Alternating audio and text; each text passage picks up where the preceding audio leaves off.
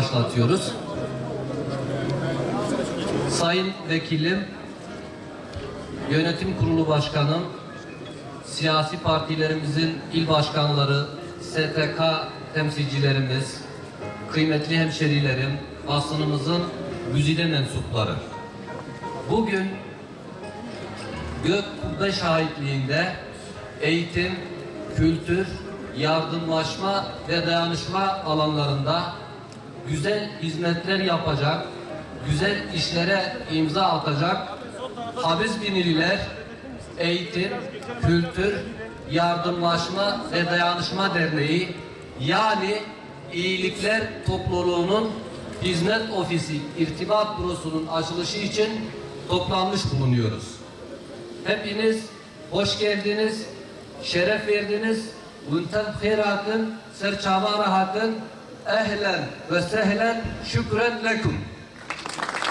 Sallallahu teala aleyhi ve selleme salat ve selam olsun. İlahi ya Rabbi, huzuruna geldik, ellerimizi açtık. İlahi ya Rabbi, rızana muvafık işlerde bizleri istihdam eyle. Rızana muvafık bir ömür nasip eyle. Açılışını gerçekleştireceğimiz bu Habiz Biniler Eğitim, Kültür, Yardımlaşma ve Dayanışma Derneği'ni hayırlı işlere vesile eyle ya Rabbi. Sadece bir ofis açmıyoruz. Dayanışmamızı, kardeşliğimizi ve ortak hafızamızı daha güçlü bir zemine taşıyoruz. Bu çalışma ofisi kapısı herkese açık, gönlü memleket sevdasıyla dolu bir buluşma noktası olacaktır.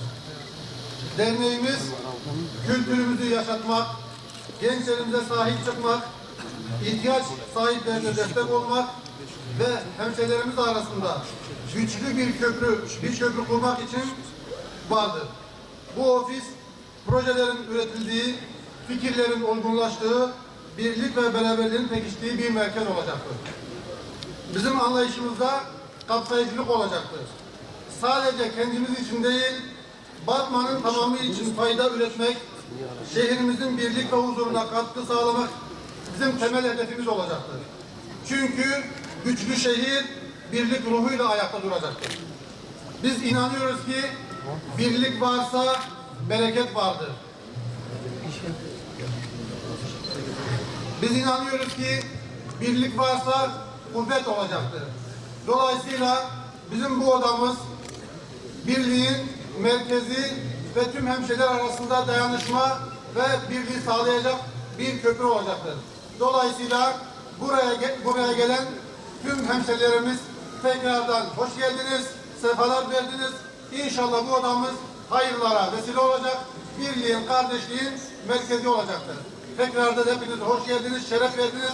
Sersara, serçavar ötemadınız.